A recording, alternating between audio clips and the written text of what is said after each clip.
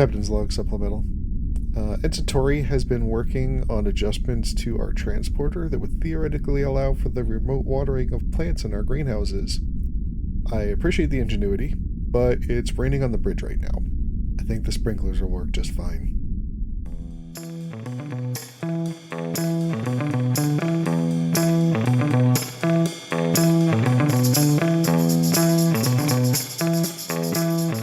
All right, y'all good? Oh, let me shove this last bit of pie in the face.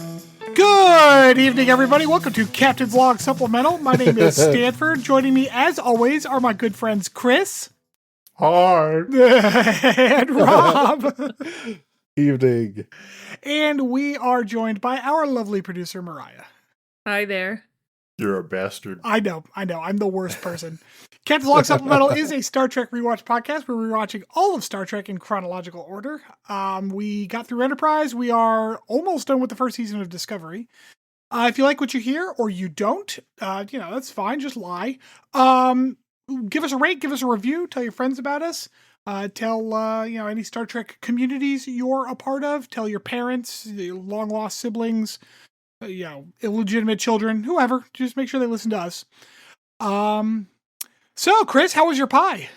Delicious. Yeah. Yeah, it was a coconut cream pie. My one friend who is like, when he makes something, he really gets into it. So it's like so good, hand whipped cream, and had like white chocolate shavings on top. It's freaking amazing. Did he get a coconut and like shave it himself? I wouldn't be surprised, honestly. Oh man, I envy that. Like, he once made us drinks. He made these like cocktails that were like milk clarified, which I had never heard of before. But basically, like you put the alcohol like in milk, and then you like strain all the milk out of it, and it like takes all of like the burn and edge off the alcohol, so it's just like smooth and delicious. It's amazing. Huh.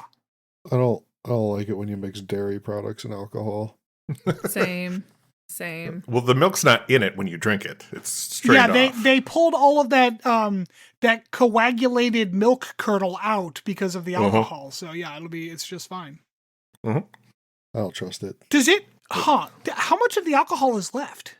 It's still very strong when okay. When you made it for us and I had it. So. Chris is like, I only remember drinking half of it, so still a lot in there.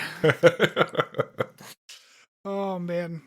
So we just got off of our interview, spoiler alert, with Linda Paiges. So that's a fun deep dive segment we're gonna have today.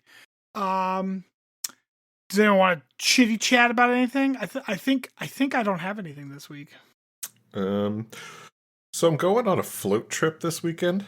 What does that mean? So I, like you, although you lived here, so you should have heard this.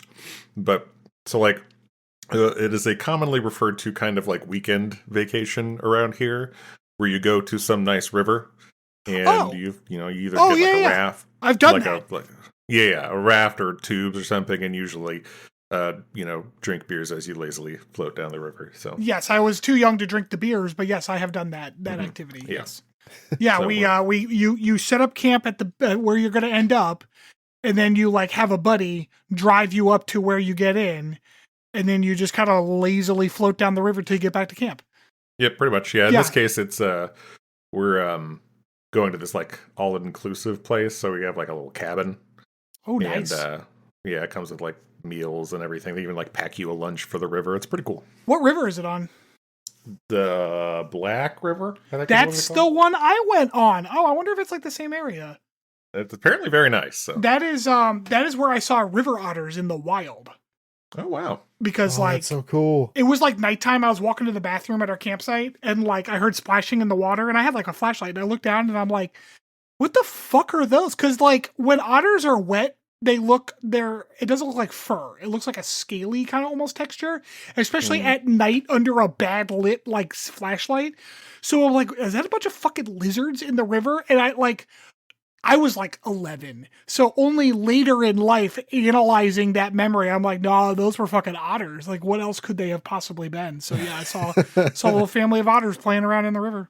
So, this is awkward to say because I looked it up just to find out more information about the Black River.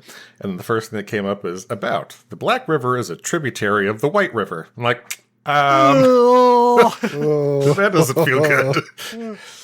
Oh man, is it nearer to you? Because I remember we drove a couple hours to get to it. Yeah, it's like 3.5 hours away. Oh, okay. So I think it's south, right? Southwest, I believe. Yeah. Okay. Yeah. Closer to like the Ozarks and stuff. Okay. Yeah, yeah. Mm-hmm. Yep. Yeah. Crazy. What I got going on? That's fun. What's going on at Robland? too much work. Ew. Fortunately, no more fights about light Oh switches. my God. Yes. Can you go into that? Because like the podcast has never heard about your great light I switch haven't war. heard this story. I need to know. Oh, Jesus Christ. Okay, so I have recently been assigned a like team of 7 people that now like report to me, right? Still not a manager. But I have 7 direct reports. So one of them, You're just not paid as a manager. right. One of them has a like an issue seeing in the dark. And another team that sits in the same space decided that they really wanted to work in the dark all of the time. So they just started turning off the lights in the room. Don't we all have issues seeing in the dark? Is that I mean, I would think normally, yeah. I don't know. Anytime like I let my kids do their own thing, they like go to the basement and turn off the lights while they try to play games. I'm like, stop it. Yes, that is a strict no-no in our house. Well, so they kept switching the light off. My team member asked them to stop, and they refused. They Like, said that already because ridiculous. there were more of them, majority rules, so the light stays off. So okay, Fuck maybe off. if that was the default, like if you were asking somebody to change something, what somebody would assume is the default of a working environment, sure. But like, what? Right.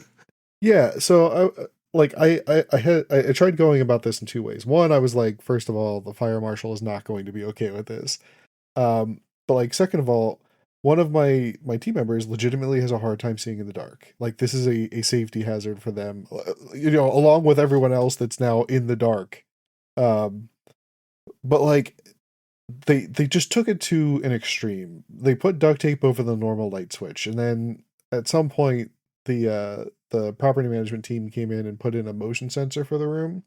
So on the days where my employee was working from home, they would sit in almost near perfect stillness to make sure that the light would go off. Some fucking children of the cord shit there. Right. And then the days that she was there, they put duct tape over it, like to make sure that the lights wouldn't turn on. So I started like going in. Every time I saw the lights turn off, I would walk across the hall, turn the lights on, and walk out. And like, I sat down with their manager. I'm like, hey, listen, like, here's what's going on. This can't continue. And then when still nothing happened, I had to threaten to go to HR before they would finally stop. Okay, ridiculous behavior in general, no matter what the thing is. Right. But also, like, that's depressing as fuck. Who wants to sit in the dark all day while you work? Right. Ugh. Like, It's- okay. And But also, like, it's against I'm in the my- rules. Like, what the fuck? It's not like someone has like an air freshener that somebody doesn't like. Like, you can't just turn the fucking lights off at a workplace like that. right. Like, the thing that's frustrating, like extra frustrating about this is I'm in my late 30s. Every single person on that team is at least 10 years older than me. Like, yeah. No. Didn't you hear millennials in the workplace are the problem? yeah, Yeah. right? God damn. God. Fucking ugh. So yes, Rob's been fighting the good fight at work. Apparently, Jesus. Alrighty. So, this week's episode is episode 13 of season 1 of Discovery. It is entitled What's Past is Prologue, which I'm going to admit is a good line. I like the turn of phrase there. I like that, but I don't understand what the fuck it's supposed to be referencing. Okay, so what trivia? Oh, Jesus Christ. I need to just have this ready on the fly from now on. Yeah, it seems like all of them are references, so you might as well. We didn't even get past the title. Right? When there's some trivia you can't miss, a fun fact with Chris. What's Past is Prologue is a line from Act 2, Scene 1 of William Shakespeare's play The Tempest. It also inspired the titles of past Star Trek episodes, Past Prologue in 1993, as well as Jake Sisko's story, Past Prologue, in the episode The Ascent in 96. And there's a Star Trek novel in 1966 named Past Prologue. Okay, so the writer's room was definitely full of, like, drama kids from high school, right? It's a TV writer's room. Like, what are you? The cold open is a recap, and then that's it. We're done. We're out of there. Over to the opening. I didn't watch the recap, so I just skipped recap. It's straight to opening. I'm like, oh, okay. I guess we're doing that. Yeah, as I say, that right after, like, it seems like, what was it, one episode or two ago, where it was like 15 minutes into the show. Yeah. Guess they got all their cold opening done over there, so they're done. Mm-hmm. We open into the actual episode with Lorca, like, reviving his people from the agonizer booths, and they've been in there for, like, a couple 100 days, like almost a year. That they seem surprisingly well adjusted. Like, they were already crazy. I get that. But, like, they seem surprisingly well adjusted for having 200 straight days of pain. Yeah, that was also my assessment of the situation. Like, these people should be just mentally broken and unable to even communicate at this point. And I really appreciate that Lorca, like, is talking with the woman that got eaten by the tardigrade in the real universe. Mirror Landry, yeah. And behind them, the other, like, victims of the year of agony are just having, like, a little cocktail party. They're just, like, chatting and stuff. It's so fucking ridiculous. No, man, that torture was real bad, Steve. I know, right? I gotta say, after 2 years of torture, or 200 days of torture, your hair looks fantastic. Like, well, I don't know what product you put in there. Do you think that because it's the mirror universe, they secretly like the torture? Mm-hmm. I mean, probably. It's so try hard. That's where the biofilters are. They have to clean out. Oh no. There you go. Yeah, you're welcome. Oh no. They are heading down. Lorca is going to use his understanding of the spore technology from normal universe Stamets to go kind of strong arm evil Stamets into doing shit. They go down to evil Stamets' lab. He's hiding from them. Apparently, evil Stamets, like, specifically thwarted a coup against Georgiou, which, like, that's impressive considering how kind of weaselly evil Stamets is. So, do we even need a mirror Stamets? Like, he did nothing in the 2 episodes. What we found out is that he's just like normal Stamets, except dressed in black, and then he disintegrates. And then we're done. We're done with Stamets. Fortunately, we get a little exposition dump as Lorca gives a speech to his people. Or no, I'm sorry, he's talking to Stamets right here because he's on that, like, Stargazer-looking ship with the 4 nacelles. So yeah, this is the ISS Baran, which is a Cardenas class starship. Dude, it looks freaking cool. So I like the Nimitz class and the Constellation class, as well as the Cheyenne and Prometheus classes. This is one of the few Federation ships that had more than 2 nacelles. And the future Enterprise D. Sure. Constellation class. That's what the Stargazer was. Yeah, that's right. Let's see. It turns out Lorca was in an ion storm, did the kind of beam thing. That is the mirror explanation for how to cross over that you get in the first in TOS, is that they, like, the 2 universes transport at the exact same moment in an ion storm, and then, like, you cross beams and, like, you transport each other to each other. Mm-hmm. As opposed to, like, the Tholian web, some kind of weird ass space that makes everyone go insane on the Defiant. Yeah.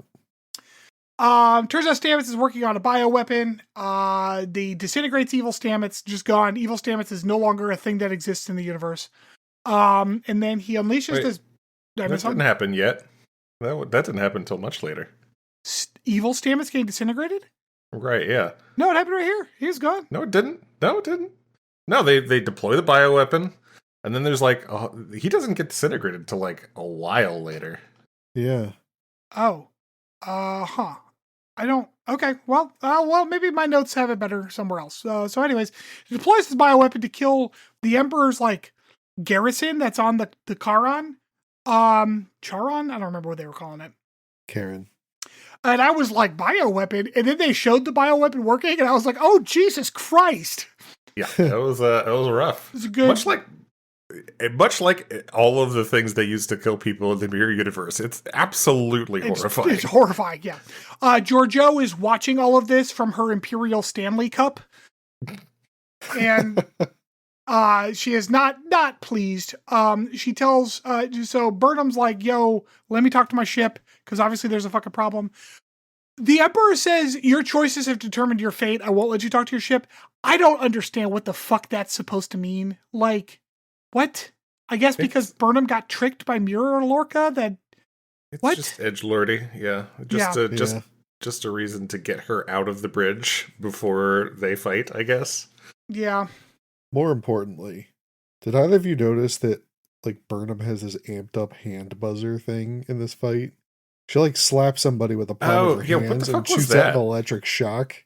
Yeah, there was no explanation on that. That was very weird. Yeah, she just kind of really grabbed weird. it. I don't know what it is. Turns out all the evil military empire people kind of suck at fighting like one regular Starfleet person. There's like 40 dudes on that bridge, and none of them could hit somebody standing in the middle of the floor. Yeah, and without, like, bear in mind that these are pure like evil Mirror Universe people. They don't care if they hit their friends. Like, shoot her, somebody shoot her. And this is like the Imperial Guard, right?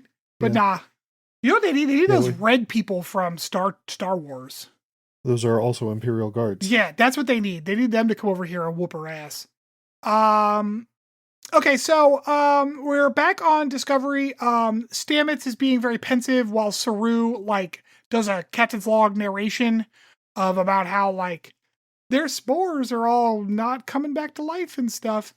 Turns out the star in the middle of the Charon is not actually a star.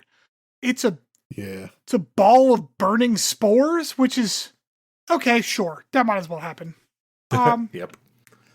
The thing that, like, I will say about, it happens a lot in newer Star Treks, although it did happen to some degree in the older ones as well. It happens a lot in newer media for sure. It definitely happens in fucking video games. Is that, like, the stakes can never be high enough. Like, they didn't need to say that if evil Stamets, like, continues his evil spore son, that it will destroy all life in all universes simultaneously. That didn't need to be the stake. Yeah. Well, that's as Discovery goes along too. That is kind of the thing that bothers me about the show is it doesn't pull back from that. It does not pull back at all.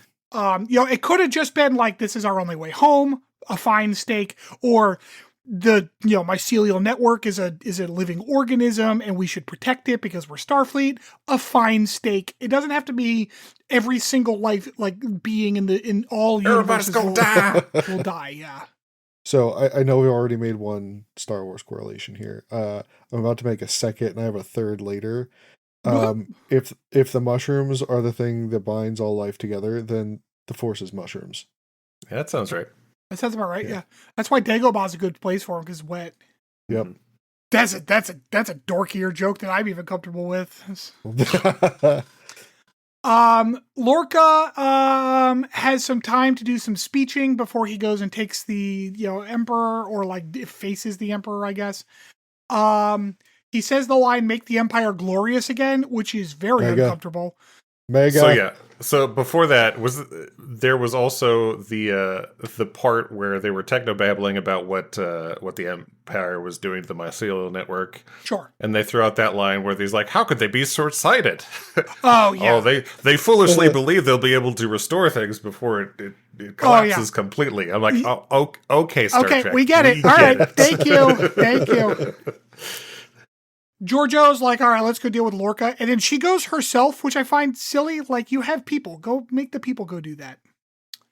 I don't know if the wool has been pulled from mine eyes about Michelle Yeoh in Star Trek. She was doing a terrible job in this episode. Like, she's standing there holding this gun and she just looks stiff and awkward in a way that's like, are you an actor? What are you doing? This looks terrible. And I don't I don't know. I'm not a professional actor, so who am I to judge? But she did, like, I've seen her in things where I did not notice how badly she is doing. So I'm assuming she could do better. But, like, she was just not doing a good job here. They're standing, Michelle Yeoh is standing there, telling Lorca, speeching at Lorca about how he's got no hope. And Lorca's like, you're going to die or whatever. I asked the question, why not just shoot the Emperor right there? My next note is, oh, that's why, because apparently she's got a shield thing. Yeah. Mm-hmm. Did you catch Lorca's pet name for her? Ooh, no, I missed it. Pippa? That doesn't mean anything to me. I Like, guess I'm thinking instead of Philippa, it's Pippa. Oh, okay, sure. I didn't really think about it. I didn't even catch that. Yeah. Let's see. The Emperor deploys some badass auto turrets that fuck up a lot of Lorca's people. I'm not sure why she had to be in the room for that. Like, that seems like something she could have done at any time. But, whatever. Then just, like, we get a bunch of pew-pews. This fight is very dumb. Like, the effects are fine, but it's weird to see them shooting at each other from, like, 30 feet away. In a hallway. And, like, the stupid part about it is no one's on the ceiling. Right? You'd think the Empire would be really good at tactics and they'd have some people on the ceiling. The auto turrets were on the ceiling, I guess. I was to say the auto turrets were kind of on the ceiling. I mean, fucking ridiculous. Yeah, so the Emperor's people shoot up a bunch of Lorca's people. Lorca's people shoot up a bunch of the Emperor people. Eventually, it's just the Emperor left, and Lorca's got like a couple people. And then the Emperor. Oh, and Stamets. That's right. Stamets is still here. Never mind. Yep. Yeah. Because the Emperor says emergency transport and beams away, and Lorca yells at evil Stamets for not telling her that she could do that. Bitch, what the fuck? It's what we like. What are you talking about? It's a transporter. You know how they work. You don't need Stamets to explain that. Yeah, very, very much evil guy kicking his dog at that point. Yeah.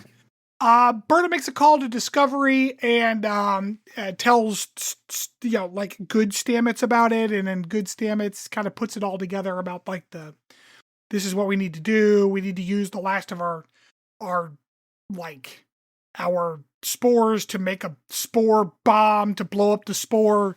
Yeah, we might as well do that. They basically threw the word spore into the beginning of every noun on Star Wars Blow Up the Death Star scene. This is like somebody who's writing really shitty sci-fi using the word quantum. Quantum, yes, absolutely. 100% I agree with you. Just the life in all universes? That's no big deal. How are we going to fix this? We're going to shoot the star with a torpedo. Duh. And then like Burnham's like sporpedo, if you will. Sporpedo. Quantum sporpedos. I mean, they were blue. They seemed very quantum to me. I don't think they have quantum sporpedos yet. They didn't get those till First Contact. Oh, okay. Burnham's like, right, I'm on it, and then she closes the window, which closes very dramatically. I'm glad that the Discovery like user interface has like notes for dramatic animations for when things happen. Yep. Cut back to the Charon. Lorca has seized the Imperial Stanley Cup for himself. So question here. Why sometimes disintegrate dudes and other times not disintegrate dudes? So it looked like Plot. Lorca's people were disintegrating while Giorgio's people were just putting holes in them. Yeah, but like there was all those dead guys at the bridge instead of, just dust. Maybe their phasers got extra juiced up in the agonizer booths. Yeah, I don't know, Chris. So shut the fuck up about it, huh? Yeah. Yeah, sure. Yeah, I was also wondering that. Lorca opens what I can only describe as Chekhov's moon door. Because it's like a hole in the floor that leads straight down to the spore star. I don't know why this thing exists. It's fucking stupid. All I could think of was The Simpsons and Burns' trapdoor. Uh-huh. It's just so comically evil, like It which is, yes. just completely fitting for the Try Hard Mirror universe. And Lorca points out that it's very poetic for Stamets to die from the spore sun that he created. But then he goes, just kidding, I hate poetry, and disintegrates Stamets because Lorca is a fucking tryhard. Like, what a terrible fucking moment. I think it was supposed to be funny, but it was just stupid. Yeah. Yeah, it seemed like a way to introduce the fucking trapdoor. Yes. Yes, it's exactly what it was. Like, why are we doing Which this? which is fine, introduce it, but then throw Stamets through it. It's fine. You can do that. There wasn't enough CGI budget. They didn't even have to. Just have him disappear through it and call it a day. Right? Ah! We can see the evil disintegration at the end when they do it with Lorca. So like I don't know. It was just weird. Burnham is running around. It's Mira Landry and Mira Lorca are like, shit, Burnham's fucking doing shit. We got to get her because Burnham is like the most powerful person that's ever existed ever. She's the main character. And apparently the Emperor has like no other personnel on this ship whatsoever because she's like alone in her dining room when Burnham finds her. Yeah. Even her dining room table is try hard because it's shaped like a sword. I didn't notice that. That's fucking hilarious. Yeah. Burnham and the evil Nazi genocidal despot have a little chat, and Burnham's like, I kind of like you, so it's fine. Never mind that she's a Nazi, like a literal Nazi. An unapologetic genocidal Nazi. Yeah. Yeah, Stanford. this is like the constant thing with these two that is just very off-putting. It's like we're just not gonna just think about the ideals of these very two supposedly separate people. No, it's fine. She can fix her. I don't even know, like, the funny thing about that statement is, like, she doesn't even seem to try. No, she doesn't. No. She just like pretends that she's her Philip Logurdo. She's good, yeah, and not even just in this scene. I'm like remembering forward, like she never tries to make her not a genocidal maniac. But however, we learn here that Lorca is more evil than Space Hitler, so we gotta stop him instead. We have an engineering meeting about blowing up this little spore star. Lorca said something about overloading it with potential energy. That's not how potential energy works. I'm not sure what that line's supposed to mean. Because potential is not a type of energy that way. Like, No. They're just gonna pull the rubber band back really far. They're gonna twist it a bunch of times. They're gonna put a bowling ball on a really high shelf. And then then there's this series of like, just like the plan's really catching L's because they're like, we got to blow up this star, but we're not going to get away fast enough. And like, even if we did get away fast enough, we're not going to be able to get back to our own universe. And even if we could get away fast enough and got back to our own universe, like it's like reality is going to rip us apart on its way out because of the spore shockwave. And it's basically like, and according to my analysis, we'll all poop our pants. Like, it's just really everything bad can happen is going to happen. But then Saru gives them a little speech. Yeah, we don't accept the no-win scenario. That's right. Yeah. No poopy pants on our watch. He puts all his faith in his ganglia not being out. Yep. Hey, he's right. Back on the Charon, Landry tells Lorca that they have executed all of her lords and senior officers, which is a stupid sentence. That's so silly. By the way. Yep. On the last scene with the Saru speech, do you notice like the one dude who was like still in the Terran cosplay? Like, yes, yeah. Like, why is he the only one who's still dressed like that? Well, because he was one of the bridge people. Like the bridge people were the only people who dressed up. So the engineering people didn't dress up. It was just Tilly, like anyone who was on the view screen, right? Okay, that makes more sense then. But also, maybe he just liked it better. It does look cool. Burnham and the Emperor have concocted a plan. Their plan is to turn themselves into Lorca. So Burnham shows up with the Emperor as if she has just captured her, basically playing the same maneuver that Lorca and Burnham played on the Emperor like an episode ago. Never see it coming. Yeah. Lorca's like, aha, like you can basically, we can rule the galaxy as father and son speech at her. Yep.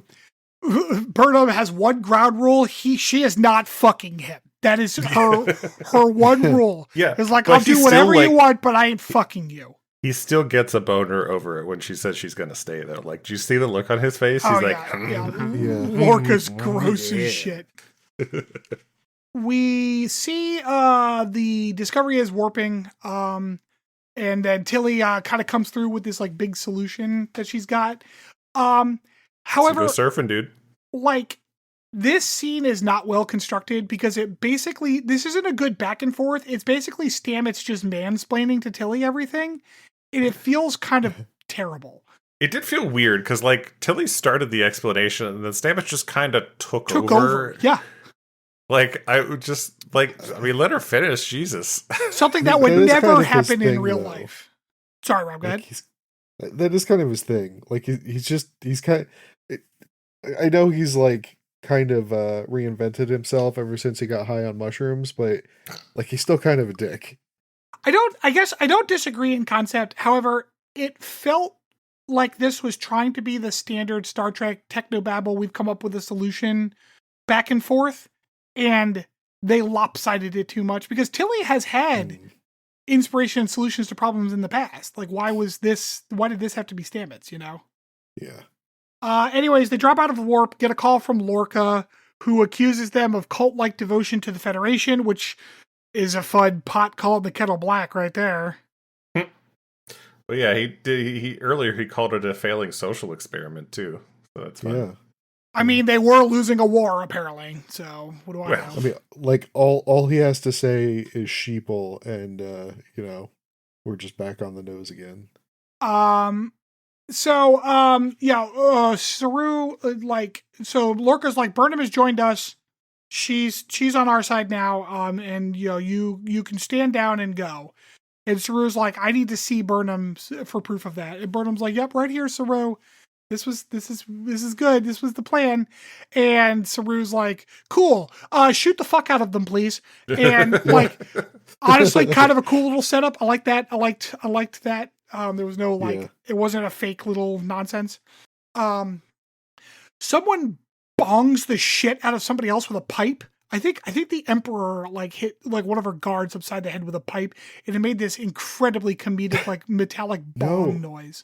Dude, it's not. It's those stupid maces that we saw 2 episodes ago. Oh, like is the that what it ones was? that the guards use. Yeah. They dialed up the metal ping like sound effect to like 11 on that particular maneuver.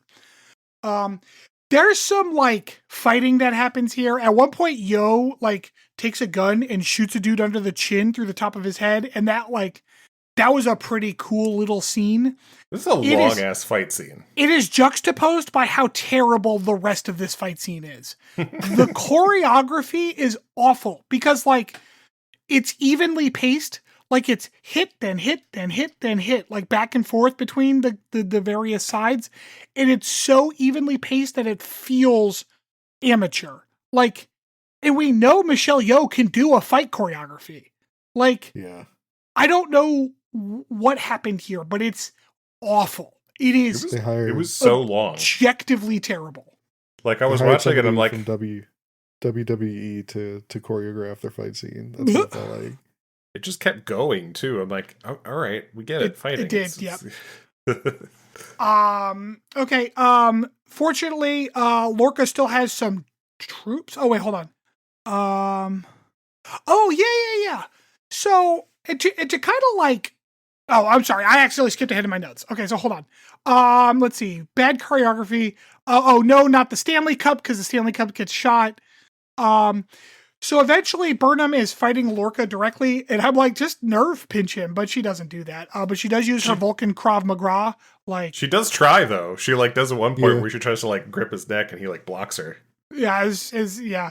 But then Yo stabs him through the back with a sword, which is pretty cool. And he okay, so yes, but like this is when Burnham like has him at gunpoint, and then they speech a little bit, and then she's like, "This is why I'm not gonna kill you," and then it's like, "But I will." Bleh. Yeah, try hard. Yeah, she's a terrible person.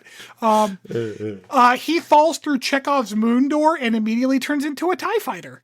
I guess that's the exact same thing I was going to say. I'm like, why did he scream like a TIE fighter? All right, so that was another Star Wars reference, but I also have a fourth one to offer here. So, like, I had a thought while I was watching Lorca fall down the hole with no guardrails around it.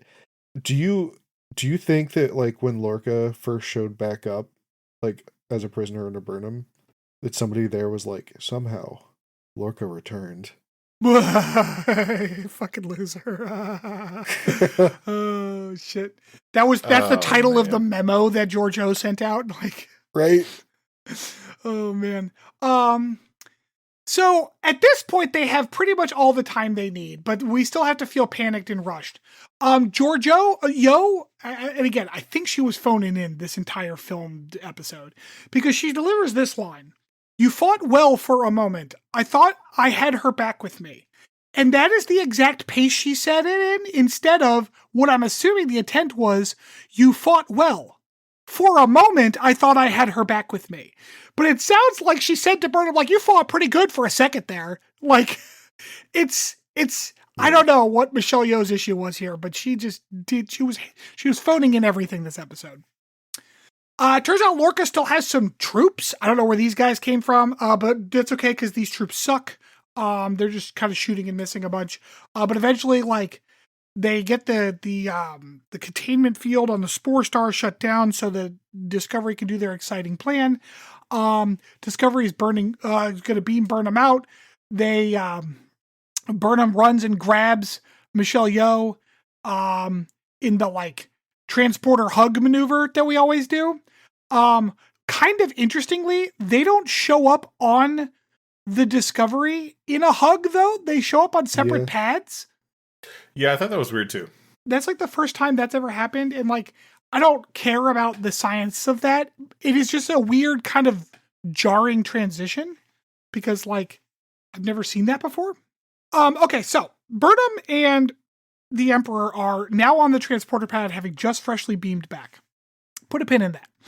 We're now about to see the exciting plan of the Discovery. The exciting plan seems to be that they're going to fly through the Charon twice in order to give, I guess, the worst tactical officer in Starfleet an open shot at the star. And they shoot it 6 or 7 times with torpedoes. Sporepedos.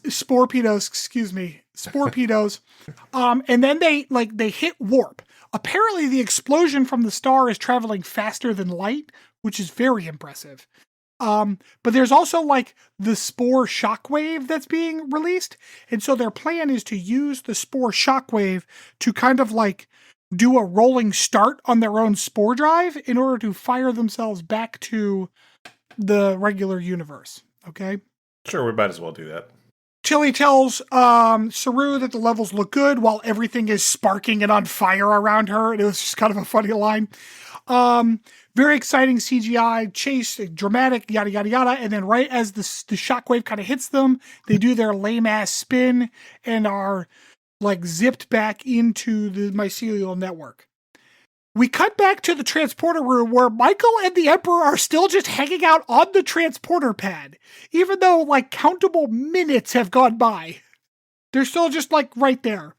It was dramatic. Shut up. Stamets is trying to get himself through. So he's apparently having a tough time finding his way back to the regular universe. Fortunately, the mycelial network is regenerating as he predicted, but he is having a tough time finding his path back to the regular universe. So in order to center himself and focus, he pictures Dr. Dreamy, which is what I do when I'm at a loss. So like it actually, like I really related to Stamets here.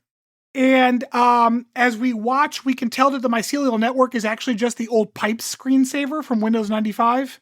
Yeah. I was expecting a better laugh on that joke, so y'all can suck it. So Stamets, they get back to their universe. Great. And Tilly's like, we made it. Now we just need to find out where we are. And Stamets says, and when? Which is the first moment that, like, traveling through time was, like, a problem that we could have encountered. And it seemed like a really weird time to drop that.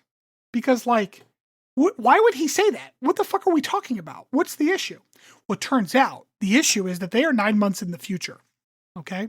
Mm-hmm. Uh-huh. They can't get a signal from Starfleet. They reach out on Starfleet signals. They do not get one back. Which, like, that kind of makes sense because, like, you know, maybe their codes aren't good anymore. It's been 9 fucking months. They don't think of this, but I think of this because I'm smarter than the people who are on the on the bridge and stuff. But fortunately, I guess they tapped into like the metadata for the video game they're in, because they also got an updated war map from somewhere. I'm not sure where this map came from. Definitely Reddit. From Reddit? Is that what you said? Yeah. Yeah, it was a weird juxtaposition to be like, we can't get a hold of anyone, but also we have to go out on the graphic. Very detailed war map. Very detailed timeline map of the Klingon Empire winning the war. Right, because it didn't just change all at once. It was like moving. It was like it was animating. It was showing where they were like losing territory. It's like when you like look at the weather report and go to the radar. It gives you like the time. It was like that, but with like war. So I guess like this is being broadcast on the galaxy-wide network apparently, but we can't. It was get a hold of war.com. anybody. It was war.com. So yeah, my last note of this episode is, what the fuck? Where did this map come from? So yeah, that's the episode. TBC, as is the usual with Discovery. So on a scale from 1 to 5, where 0 is threshold, how do we feel about this one? Well, you forgot to note that we ended the episode on the Klingons won the war. Oh, I thought I said that, but yes, the Klingons are, well, I don't know that they established that the war was actually over, or that like they're just mopping up at this point. They don't seem to establish whether or not there's like, I mean, they outright say the Klingons won. According to this map, the Klingons won the war. Yeah. Oh, that's true. Luckily, that map was updated. Yeah, very true. So, I gave this one a 2. There are some very funny moments in this episode, some of which I think were intentional, others definitely not. There's a lot of holes here. I don't know. What? There's one big hole. Yeah. That hole in the floor of the throne room. Yep. Yeah. It was. I was waffling between 3 and 2, but yeah, there's some dumb stuff. There's some very dumb stuff in this episode, so yeah. I think I'll go 2. So I must have been in a very good mood today, because like I was like, this is dumb as shit, but nah, I kind of had fun. I gave it a 3. I don't have any, like, I can't argue with any of your points. Like, yeah, it was stupid, and like there was dumb shit, but also like, I don't know, I kind of had fun with it. Like I said, I think I'm rating a lot of these, so some days I'm going to just be in a better mood than other days, and today I was in a pretty good mood. So, I don't know, I gave it a 3. The special effects in this show are constantly fine. Like even good. They're good. Like, yeah. So watching Discovery shoot the torpedoes at the star and shit was fun, and yeah. I don't know. Even if the map's source was dumb, watching it update was kind of cool. Like, I don't know. This is fun. This is 3. IMDb gave it a 4 because they don't know how to rate things. Mm-hmm. All right. So, with that, we will be back with our interview with Linda.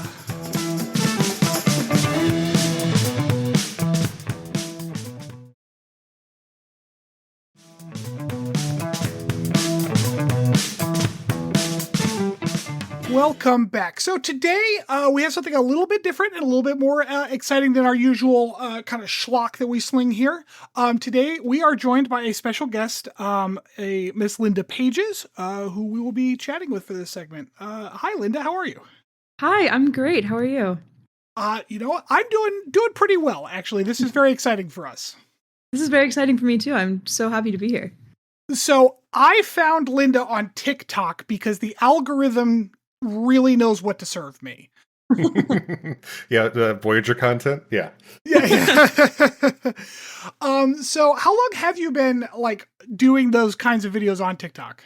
Not that long. A couple months ago, I kept seeing the trend that was like, tell me your craziest blank opinion in the comments. And I was like, this would be really cool to get some Star Trek answers. So I posted a Star Trek version of that video and it got some views. And I thought that was kind of fun. I'll do some more of that. So that was end of May, maybe. So early June. Oh, okay, cool.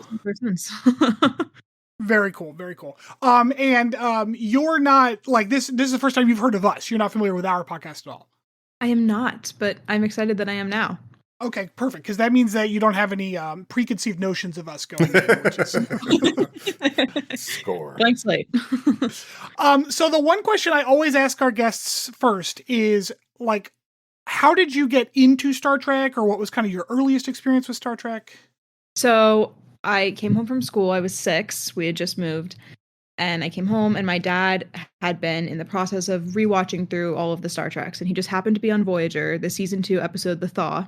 And I just wandered into the living room, and I sat down with him and watched, I don't know, maybe 20, 30 minutes of it. First of all, terrifying. I had nightmares for years. Can you imagine The Thaw when you're 6 years old being the first Star Trek episode you've ever seen?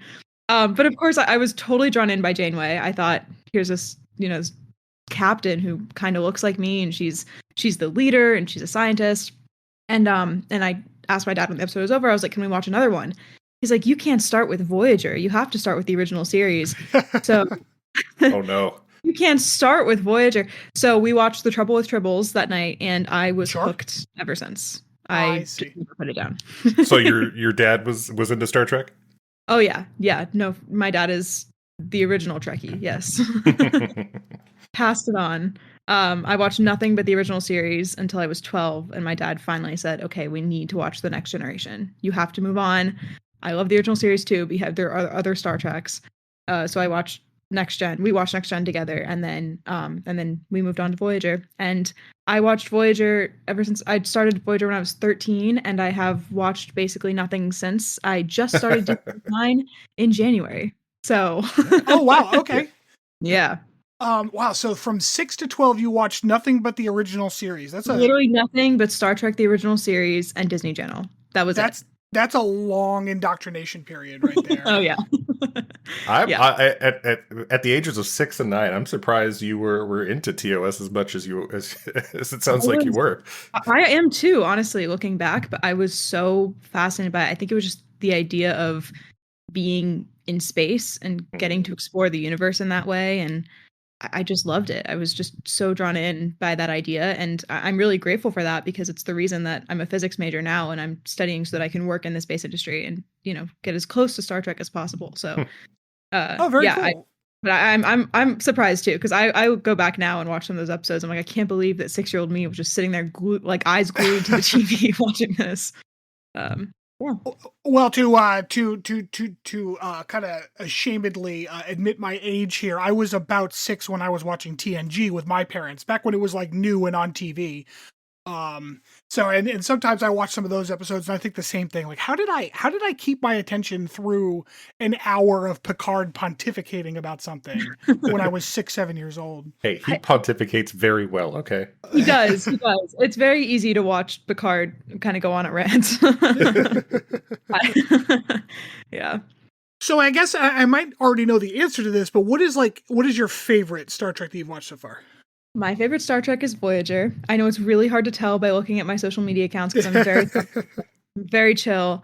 Yeah, it's Voyager, pretty much because of Janeway. I really just do enjoy watching Voyager, but I definitely credit her with being the reason that I watch it so much. I just wanted to be her growing up, and now that I'm an adult and getting to be a scientist, I still want to be her. So she's just been a role model for my whole life, and I think it's really a gift when you can find something fictional that inspires you to do something real. So absolutely. I felt like that. Yeah. That's really cool. Do you drink coffee now because of her too? So funny you should ask. I did start drinking coffee black because of her. Ooh. And I kind of forced myself to drink it black as a kid, because you're able to drink black coffee, but then I got used to it. So by the time, but now I'd if I'm drinking hot coffee, most of the time I drink it black. If it's around the holidays and it's there's a fun flavor or whatever, but if I'm drinking iced coffee, I get it, with all the stuff in it. But if I'm drinking hot coffee to this day, I drink it black because of Janeway. That's just how I like it now. It's been so long. Wow. So that's I've been drinking coffee since I was in high school, but I've never been a fan of it black. I like it with some cream in it. Yeah. Yeah, even my dad is like, I don't know how you drink it like that. And I was like, I don't know either. I do now. I can't drink it any other way. I'm used to it. I like it now. Yeah. Well, and I used to drink it with, I used to have sugar with it, but then I stopped as I got older and just don't need that much sugar. And yeah. I've gotten used to it now. So now if I have sugar in my coffee, it's like, oh my God, what was I thinking? Right. It's too sweet. Yeah, absolutely. So Chris, how do you take your coffee? Is it wrong or? Yes. I have cream and sugar in mine. I candy mine up. It's terrible. Oh, so we got the whole spectrum here. We're good. Yeah. Yep. So Voyager's your favorite, which I think looking at your socials does not surprise me at all. But is there one that comes in second? Is it close or a far second? If so, Ooh. It's hard for me to choose a second. My second favorite is probably whichever one I'm watching the most at the moment. Lower Decks and Next Generation, oh. probably pretty far up there. Lower Decks. Lower Decks really is fun. It's Star Trek, but also gets to have fun with itself. So It's hilarious. I don't think I've laughed that hard at a TV show in a really long time. Like I really enjoy Lower Decks. The Voyager episode of Lower Decks is probably one of my very favorites of that show. So good. My jaw dropped when I saw Voyager. I was so excited. There's no way. I watched it like 4 times the day it came out. I was very excited about it. Yeah, I really do enjoy Lower Decks a lot. I think next to Voyager, I probably have the most merch from Lower Decks as well. So you said that you're watching DS9 right now. How far are you into it, and how are you liking it so far? I'm not that far into it. It's also been a minute since I've watched it. I'm on season 2, and I do like it so far. I know the general rule of thumb for Star Trek shows is you have to give it its first couple seasons to kind of get acclimated. I really like Jadzia Dax. I really like Kira, obviously. I love Odo a lot. My dad he's and a good curmudgeon for sure. He's awesome. My dad and I affectionately refer to him as the goo. Yeah, absolutely. So love the goo. But yeah, I'm not too far into it. I do like it so far. It's very different from the other Star Treks. I don't think that's a bad thing. It's just different. Yeah, no, I think being different is fine because, like, we already have the show with Picard. We already have the show with Kirk. We already have the show with, Janeway. So like, let's do something different. It's rather than doing a different cast doing the same stuff. Right. I agree. Although on that note, I asked a question. I posted a TikTok asking a question: if you had to switch captains of series, what would you do? And one of the most common answers under that post was to switch Janeway and Sisko. And I can't stop thinking about how that would have played out differently. I think their personalities would have been good I think they're where they need to be. But I think that would have been interesting to see them switched like that. That is interesting because, both of them were put in kind of like somewhat unique circumstances as compared to a lot of the other Starfleet captains that we see. Both they unique and similar in some ways too, because they were both kind of on their own kind of captains, right? Right. Huh. Right. That's an interesting. And, like, Sisko having to deal with 7 of 9, like what decisions he would have made there, and dealing with the Borg. That's a good note too, because obviously he has that background with his wife. Yeah, that's a good point. Yeah, and Janeway, like queen of diplomacy, but also I'll blow up your ship. Right. Or my ship. Either way. Oh man. And now, have you watched Enterprise at all yet? So I saw a few episodes of Enterprise at some point. I know my dad and I watched a little bit of it together. I have not seen the whole thing. I know how it ends because the internet. Sure. But yeah, I did not hate what I saw of it. I remember liking it. I don't remember why I didn't finish it. So okay, yeah, probably your memory's not that great. If I can let you, like a little secret, like Enterprise is pretty terrible. So like it has its moments, but it's certainly it's not the highest on my list of. If you listen to the first 4 seasons of our podcast, you'll hear exactly what I think of that show. I had a teacher in high school who had a podcast with her husband, and it was called "At Least There's a Dog," and they talked about Enterprise. And I never listened to it, but maybe when I go back and rewatch it, I'll have to listen to that. That was one of the most redeeming features of that show. Yes, Porthos. Yeah, he was great. Someone on TikTok named I have a massive triple stuffed animal, like it's ginormous, and someone named it Porthos. So I have Porthos the triple over here. That's funny. Excellent. Yeah. Now, have you watched some of the newer stuff? Like this, obviously you've watched Lower Decks. Have you watched? I think I saw on one of your videos that you are enjoying Discovery. I don't know how much of it you've seen. Yeah, I was keeping up with it for a little bit, and then I fell off. I honestly don't remember at what point I stopped watching Discovery, so I need to catch up on that. I have seen some of Picard, also not caught up on that. Some of Strange New Worlds, also not caught up on that. And I'm currently watching Prodigy.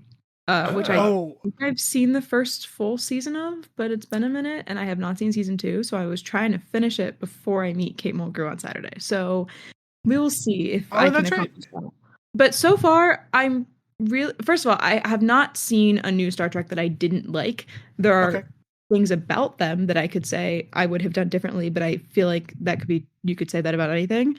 Um, I think my biggest complaint with new Trek is I did not like how, to my memory, they kind of made the Federation evil in Picard, and I didn't like that. I wanted the Federation to always be the good guys, but I suppose that is um, maybe more realistic Sure. than what we've kind of been fed in Star Trek. So the longer I sit with that, the more I kind of make my peace with it. But I remember at the time watching it and being like, this is wrong. Like, the Federation's supposed to be the good guys, like always supposed to do the right thing. It's supposed to be something for humanity to move towards and to look up to. So I remember not being a fan of that.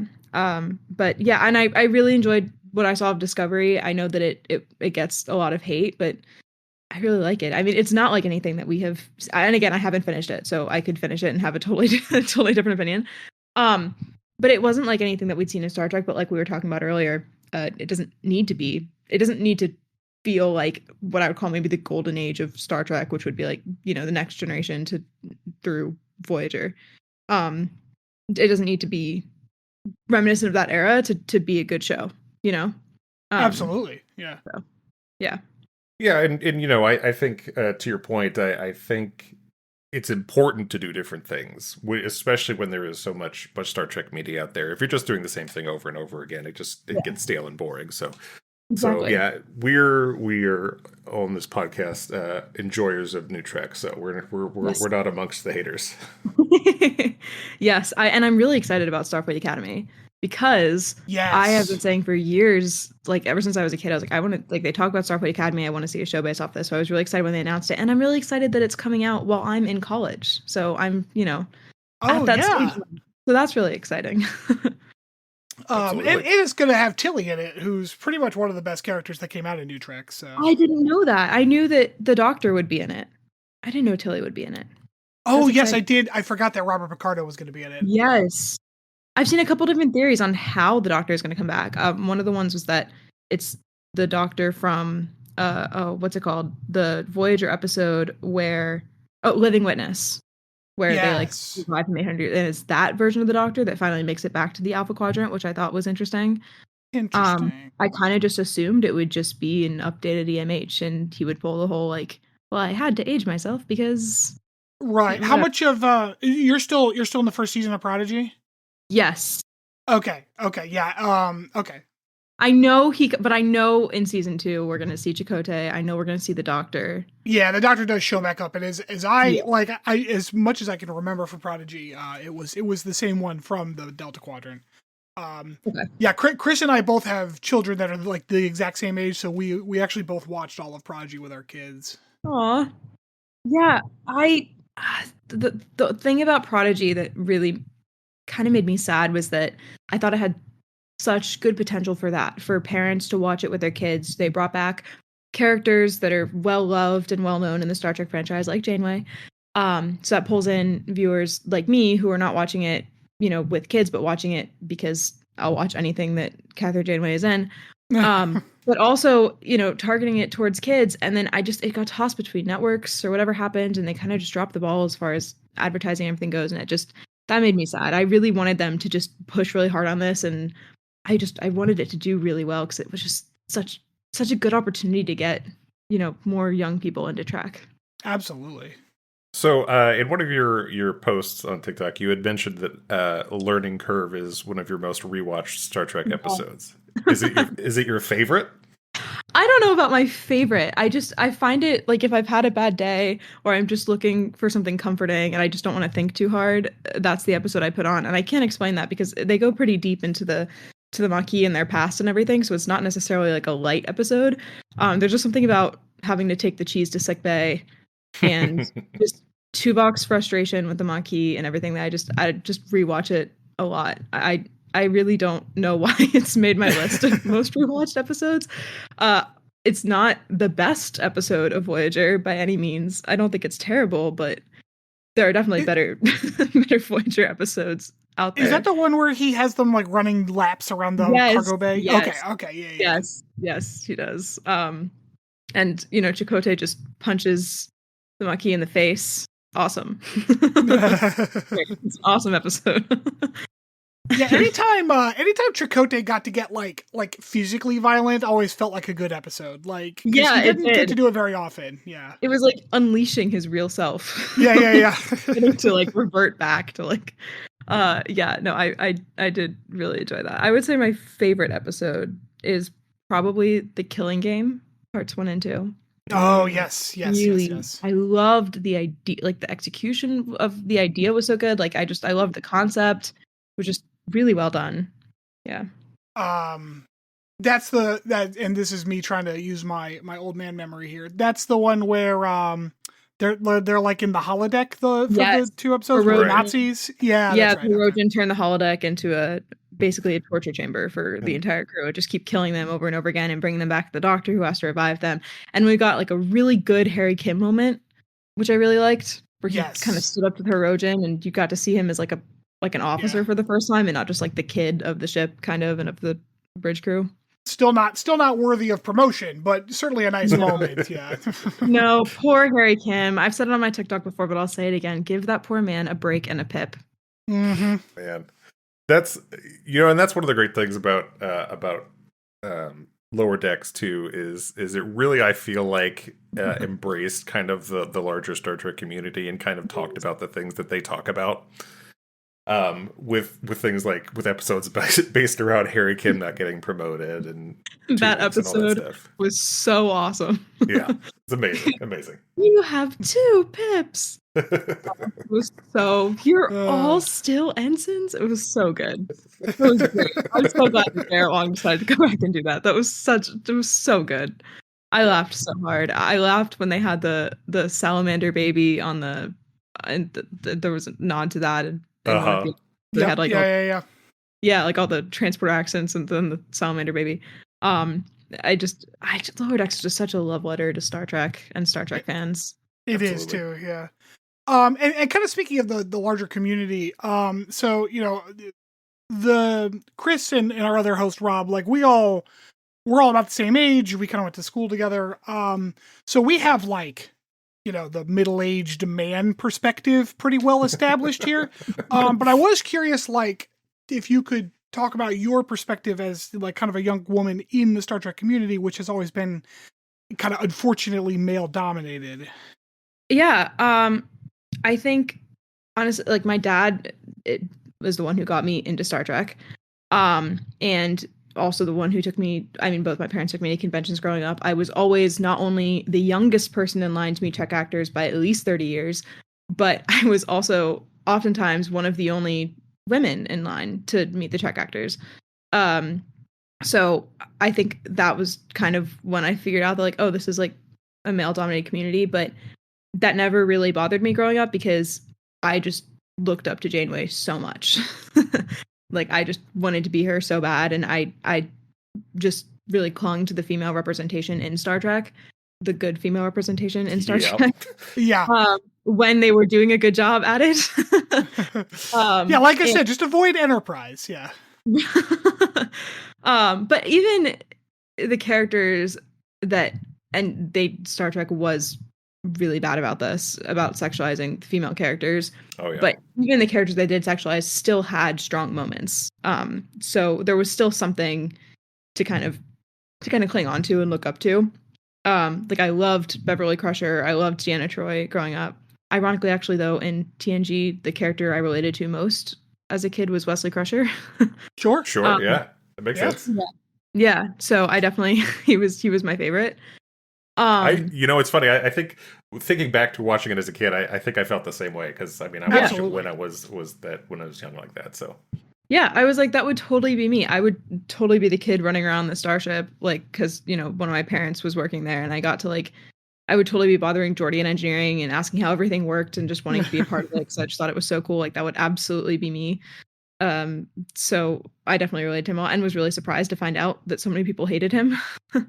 I was like, why? Is this not relatable to you? This wouldn't be, don't lie to me. This would totally be you on a starship. Like any Star Trek film, it would absolutely be Wesley Crusher on a starship. Don't lie. But yeah, I think now having started to post TikToks and, starting to gain a little bit of a following, I have been both, I've been surprised in a good and a bad way online. I have been really lucky to find so many people that I get to be friends with, even, like online friends with, who also love Star Trek and Voyager and Janeway as much as I do. And I've also received an ungodly amount of creepy DMs and comments. Yeah. It never ceases to amaze me what people will type and send to you when their spouse is in their profile pic. Oh no. Yeah, and that's exactly what I mean. That like we don't see that stuff, And, yeah. God, I almost awful. took down a couple of cosplay videos I did and stuff because I was like the duets and comments and just general reaction. I was like, well, that's not why I posted it. So that was not my goal here. So yeah, I guess I didn't really anticipate that, and that might be on me, like not thinking ahead that far. But yeah, it's made me think like, what cosplay is it even like safe for me to wear this cosplay to like a con if I'm going by myself? Like, should I maybe not do that? And that's, kind of a it's a sad reality to accept, I guess. Yeah, that's I don't even have words. Like, it's horrible that those kinds of thoughts even have to cross your mind, and it's sad to realize that like those kinds of things don't occur to me because like a person like me doesn't need to think about that. But of course, like you do, and that's awful, Yeah, it's I mean, so much of my experience online so far has been positive, that this is kind of one of those things where it's like, it is the reality that like I'm a young female on the internet talking about something that is a male dominated interest. So just, this is something that's going to come with it. And I think I'm still going to make Star Trek content because I really enjoy doing it. So go to cons, like nothing is stopping me from meeting Kate Mulgrew on Saturday. So, it's something to be aware of, I guess, and just think about. Yeah. Well, yeah, and I'm glad while unfortunate, it doesn't deter you from continuing to make content, because it is important to have other types of voices in this sphere of this interest, this Star Trek kind of fandom. So hopefully that will kind of broaden the horizons of people who are interested in it, people like yourself. And it could be much less of a single male-dominated space, and hopefully we'll get less of that grossness. I have been surprised at the amount of women though that have followed me and also like are either making similar content or just other Star Trek content or just interested in Star Trek, and that has made me really happy because I didn't know that there was that much of a female interest in Star. I mean, obviously I knew other women were interested in Star Trek. That sounds like a dumb thing to say, but like it's just nice to see it, I guess is what I'm saying. Like, you know what I mean? Absolutely. Like, it's like you know it, but like you don't often see it, so it's just nice to see it. Right. And like, my mom was into Star Trek, and because my parents also got me into it. So like it's one of those things where I think women have always been fans of the show, but it's finally we're finally getting to the point where they can actually express that interest without, being driven out entirely. Exactly. Like just even back to like Voyager, when the cast was getting hate mail and death threats over just having a woman in the captain's chair. Man, that's crazy. Those aren't real. Those aren't real Trek fans. Absolutely not. Yeah, Trek's always been progressive. Certainly at certain stages of progressiveness, based on the era. But yeah, Trek's always been progressive. Always progressive for the time. Yeah. Always. And no matter what that looked like, and even if we look back on it now, like we can look back at episodes from the original series and be like, okay, well, Uhura is still answering the phone and also in a dress that might as well be a t-shirt, but like she was still on the bridge, which was absolutely at the time a huge step. So, and I was talking about this the other day, but really a lot of the original series episodes, when I go back and rewatch them, like the message of this is so relevant even today. Like it's still, I feel like this should just be mandatory viewing. Absolutely. Yeah. I didn't say this at the beginning, but I will say it right now. If you are uncomfortable answering any questions, by all means, tell me to shut up, and I will just cut the question entirely. Okay, thank you. But I did want to ask you, and kind of as a preface, like I am actually quadriplegic. I am in a wheelchair. And it sounds like you also kind of have a chronic condition that you deal with in daily life. How do you feel like the representation of kind of disability has been in Star Trek that you've seen so far? That's such a good question. Oh, thanks. I really worked hard on it right there. Ooh, I got to think about that for a second. I think this is an interesting question because my chronic illnesses are not visible. Like I don't look sick. Sure, You would know if you looked at me that these are things that I deal with and manage. And also, they are relatively manageable for me. I have days that are better than others. I have bad day today. I got my blood drawn, so I had to kind of chill out the rest of the day. Yeah. But like, it's not. I don't want to say it's not a constant thing because it is. Like, it doesn't go away, but it is manageable. It's really a good question. I'm thinking about it. Yeah, so that's what we do here. We try to stump you with the real hard ones. And I guess like, and while you're thinking, I can just kind of tell you, like from my angle, like you don't, other than DS9 ends up having like kind of this ham-fisted, look, this person's in a wheelchair episode, which was awful. Right. But like it is interesting because you don't really see a lot of it in Star Trek because that's just not like. It's not what they like to focus on because everyone's, and it's TV. So everyone's, good looking and capable and all this other stuff. And so it is interesting that we don't see a lot of physical disabilities. And I was curious if like, because you are younger than me, you are, certainly from a different kind of angle. I was curious what your perspective there was. I'm thinking, and honestly, the only thing I can come up with when I'm thinking of physical disabilities in Star Trek is that episode where the Vidians took Neelix's lung and he was confined to to sickbay. I have to think about that. I'm sorry that I don't have a better answer. No problem at all. No problem at all. Yeah, I guess I've never really thought about what my own conditions would look like in the Star Trek universe. I guess I just assumed they wouldn't be there in the Trek. There'd be like a hypospray or like whatever. Like I have POTS and then I also have a connective tissue disorder.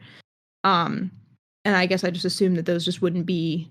There would be some hypospray or scan or whatever that would just some magic medicine to fix it. Yeah, wouldn't be there.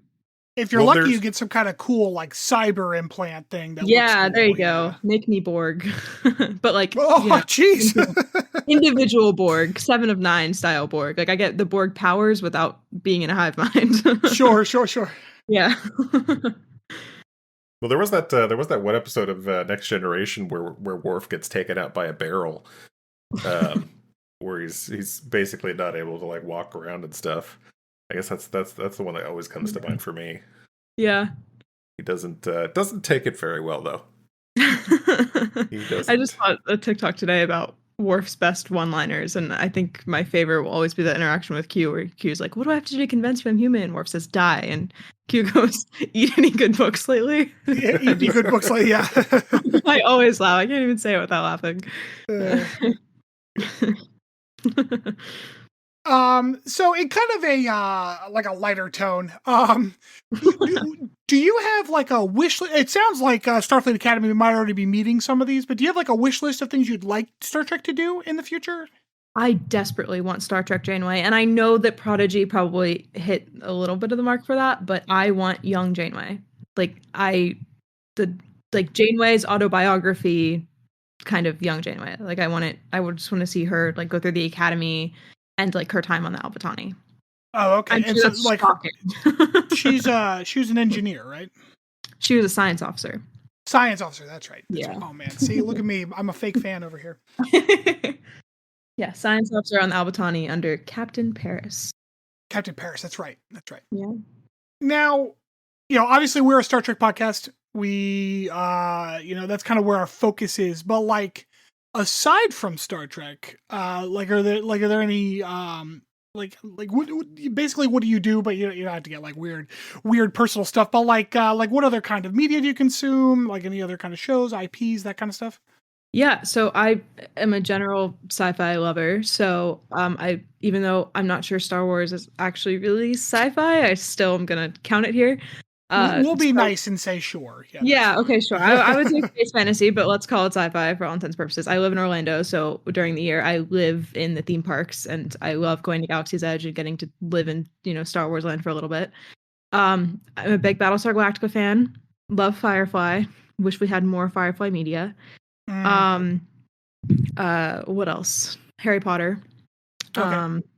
Because I'm a physics major, I consume a lot of physics media as well. Like I love learning about science, so I'm constantly reading or watching or whatever Sure. to kind of keep up to date best I can. So yeah. I've been following the JDWST stuff since they launched that. That's very cool. Yes, it is. I'm constantly fascinated by the space industry, always, all the time. It just never ceases to amaze me what we're able to do and what the future looks like. I'm working on a program with NASA right now and getting to develop some really cool things, and it's just amazing. Like, it always takes my breath away. Well, hold on a second. Wait, we're going to bury the lead. What are you doing for NASA? That's cool. I'm doing a program through it's NASA's LIST Space program. So it's basically a competition. Well, the NASA LIST Space has two different programs, but the one that I'm in right now is you work with a team, you design something, and you compete for money from NASA to continue on and to continue forward with your project. So it's very exciting. It's been really cool. It's been awesome. That's awesome. So from that angle, let me ask you this. Mhm. There seems to be kind of more and more kind of a path towards privatization of the space industry. It seems like more and more is happening with SpaceX and other things. How do you feel about that? And there is a right answer. So Okay. So I don't know that it's necessarily good or bad. I think it is inevitable, and I think it's part of the future of the space industry. I don't know that there's a way to avoid that happening. I think the benefit to it being privatized is that we'll probably have more progress in the space industry, meaning like it will more scientific progress, I guess, moving forward. And it's like a weird way to say that. Because when you have private funding, you can do what you want with it, as opposed to it being like, given to you for specific purposes. But obviously the downside to that is that it won't be as accessible. But in a way, it'll also be more accessible, and I'll explain what I mean by that. My lifelong dream would be to be able to go to space, but that is not something that I will really be able to do because NASA's requirements are so strict for their astronauts' health, which is fair. That's very valid. And I would not meet those requirements. But if the space industry was privatized and I was working with a research team that was going to space through one of those companies, then I would be able to go, if that makes sense. So it would be more accessible in a way, and also because they're sending more people to space, so their requirements are less, right? right. Absolutely. But also less accessible, probably in terms of I mean, it's obviously going to be expensive, but it's expensive to do. It's expensive to send people to space. I think if SpaceX can figure out their reusable rocket right now, that will change the game in the space industry. Yeah, and I think kind of to your point, like I think that what's happening is that the privatized space is becoming more accessible in terms of going to space, but the science from it is becoming less accessible because it's not open sourced and government funded. Yeah. Right. Exactly. Good. That was the right answer. So good job. That was but over here a little bit. I was like, I don't want to. Well, because I don't want to come across as though I'm anti accessibility to space, because I do think space is for everyone. But also, if there's not a way to avoid the industry being privatized, and I really don't think that there's a reasonable way to avoid that, then you kind of have to accept the benefits that come with it, if that makes sense. Sure. Like I could end up working for NASA, but I could end up working for Blue Origin or SpaceX or, some of these other private space companies. So now I have a relatively worthless liberal arts degree. So I this may be a weird question to ask, but like I'm assuming that rocket scientist is not just a degree and job description. Do you have a focus in physics and do you know what you'd like to do like as a job when you get out? That's such a good question. Oh, good. I'm glad. I do not know exactly what what my focus will be. I'm a physics major with a math minor right now. I'll probably end up doing astrophysics research with one of my professors, which is very exciting. There's a medical physicist that I'm hopefully going to intern with. So there's just a bunch of stuff going on. I'm going to try a little bit of everything kind of and see what I want to do. I am about to start my junior year, so I do kind of need to narrow it down a little bit and figure it out. But Sure, absolutely.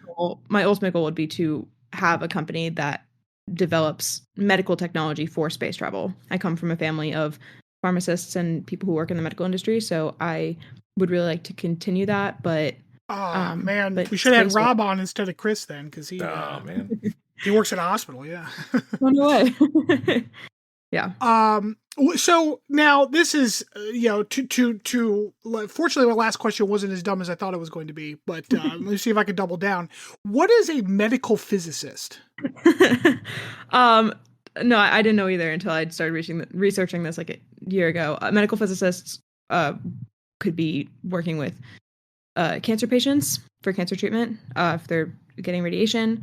They could be working like with technology that uses radiation, things like that. So they're basically like kind of working in like an engineering capacity, like maintaining the equipment and training people on it and like understanding the physics, of how it works and how it's going to react with the body. Interesting. That's fascinating. Yeah. Yeah. Or imaging was the other thing. Right. Oh, right. Yeah, as opposed to like curative radiation. Right. Radio imaging. Okay. Yeah.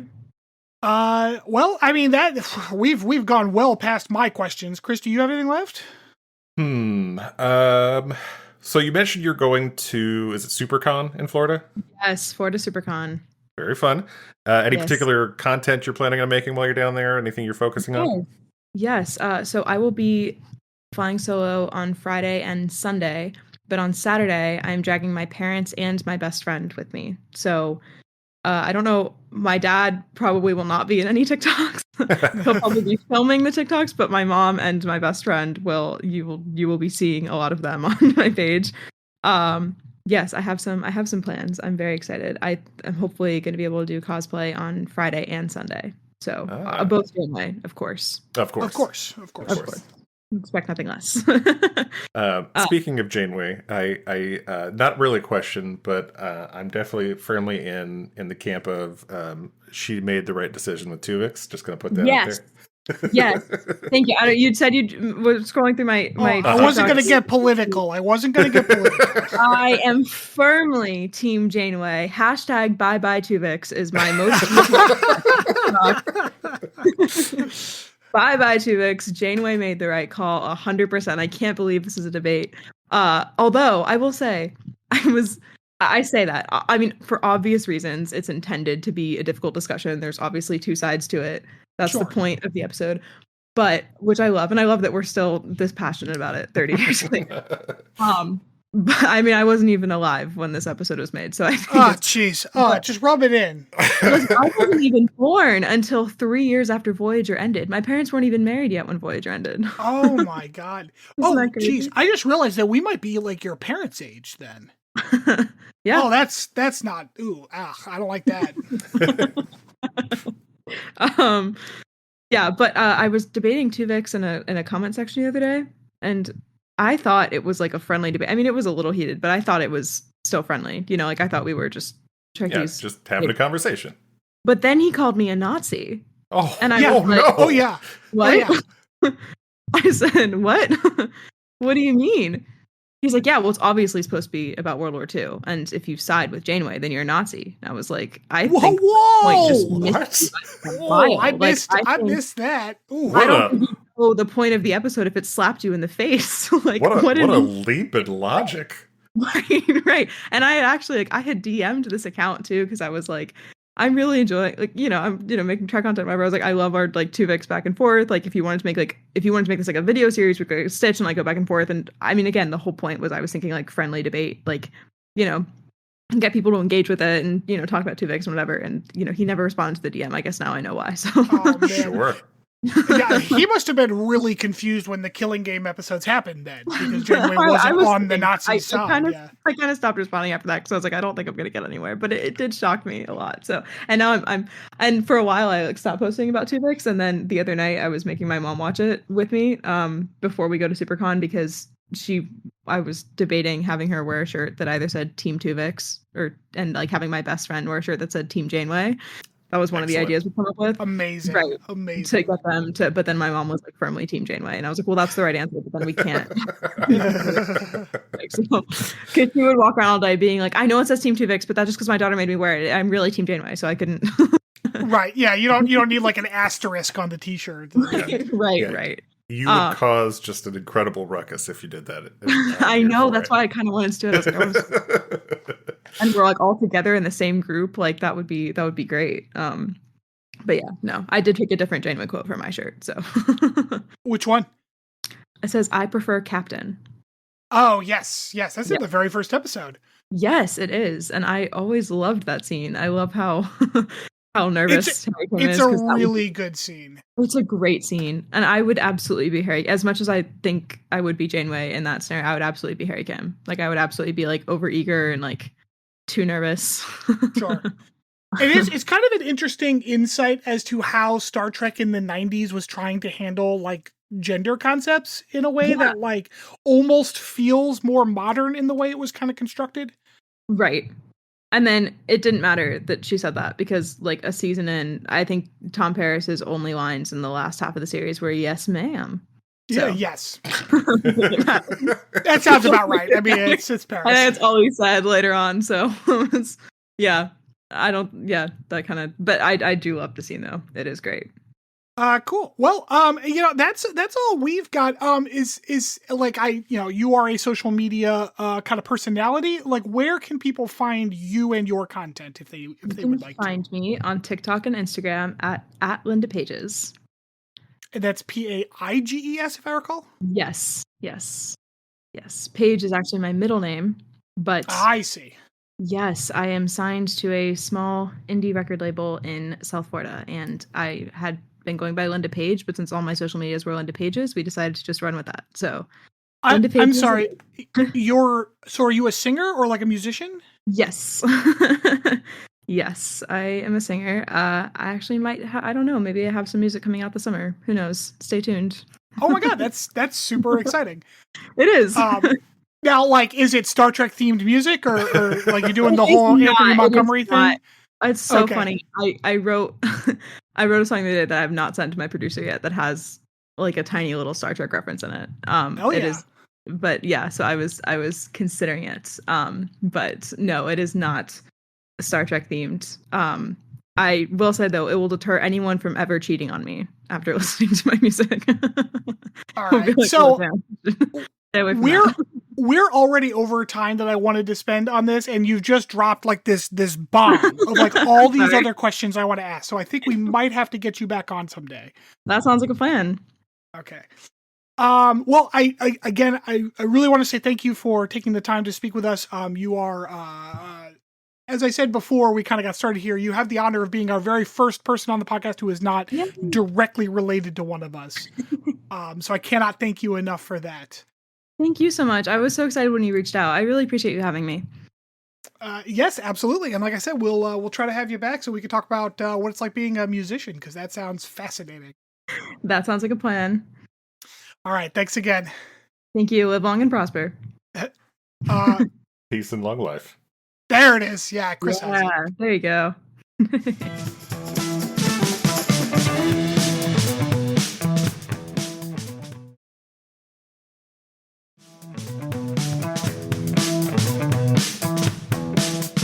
Welcome back, everybody. All right, so for our potpourri section of the show, I have prepared a little bit of a fun activity for us. As many of you may have seen, it is a kind of one of those grids where it has a number of kind of squares, and it's kind of pick your seat that you want to sit in. In this particular one, it's on an 8-hour flight, pick your seat. And it's got, pictures of various characters from something. In this case, of course, it is Star Trek. Stanford, you could probably put this in like show notes or something. Yeah, like that. yeah. I will post it somewhere where everyone can see it. So I want to put the question to you. Take a look at the board, you two, and tell me where are you sitting? So you made this? I made this. Yes. Okay. Then at the end of this, I'm going to need explanations for your reasoning. Okay. I already know where I want to sit. I already know where I'm going to sit. Okay, go ahead. I'm sitting next to Boimler. I'm taking seat 5. Yeah, between next to Cisco and Boimler. Yeah. That's gonna be such a fun. It's like an airplane, right? So he can't talk to Cisco. Cisco's ahead of him. I mean, you can talk to Cisco. You can talk to Cisco. No one talks to the people in front of them on an airplane. It's weird.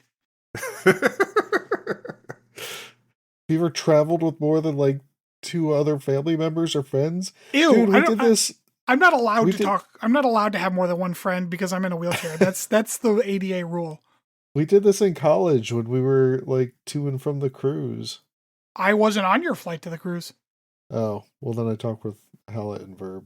So why, Rob? What's your reasoning? Oh, because Boimler's a fun character, and I think it'd be fun to have conversations with him. Like he's somebody that you could geek out with Star Trek, or like about Star Trek, even though he's from Star Trek. Sure, I can hear Cisco's sighs of disapproval listening to you two talk. Oh yeah, it would be hilarious. It'd be a fun game. It depends on what era of Cisco. Like this looks like young. This is Commander Cisco still, so yes, he would sigh. Later, Captain Cisco would probably just chuckle. Yeah, that may be. Like goatee Cisco.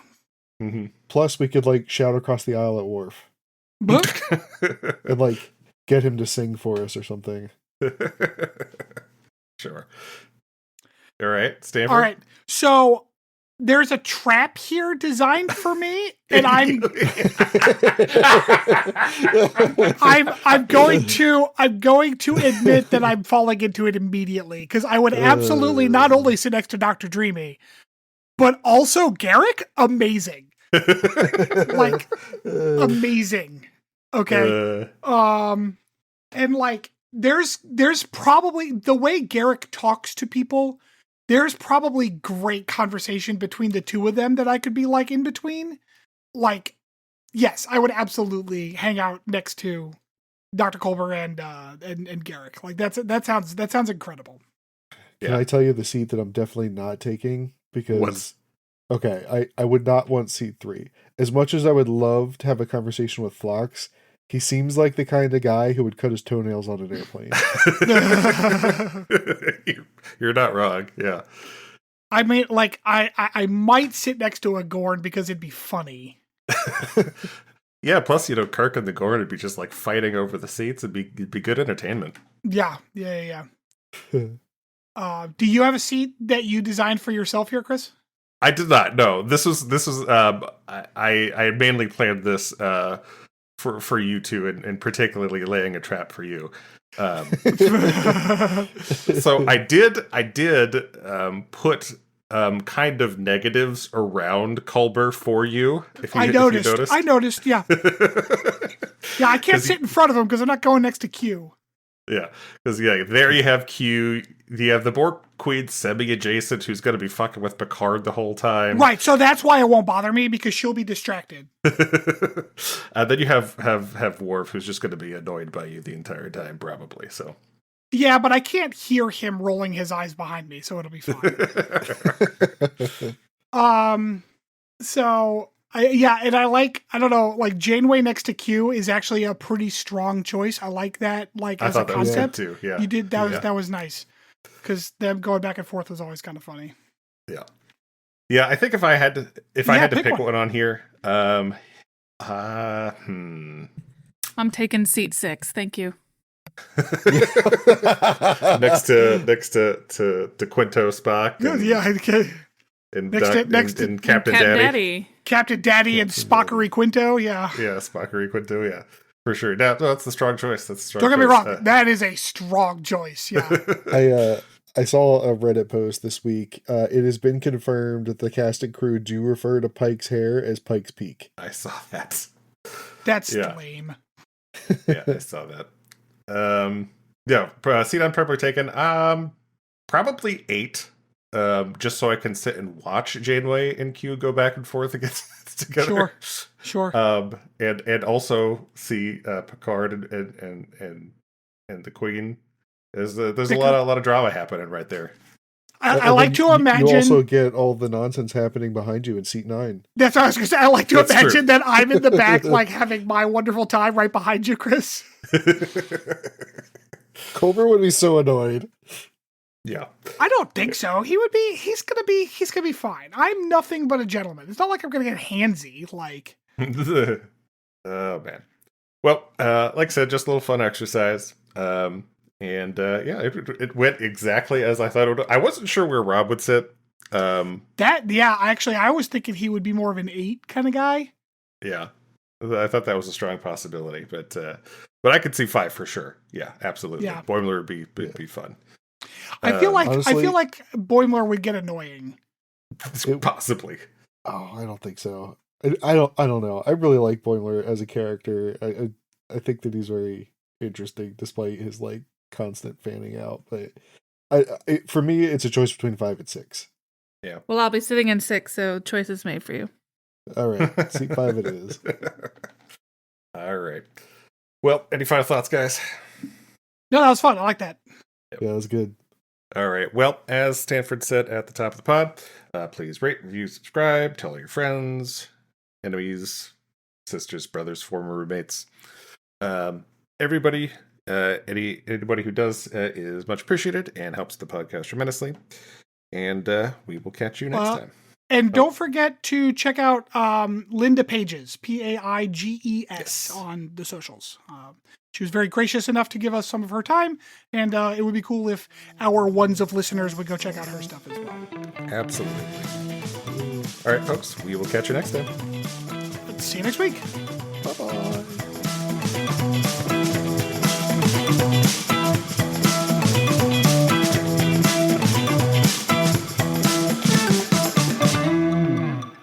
Thanks for listening to Captain's Log Supplemental.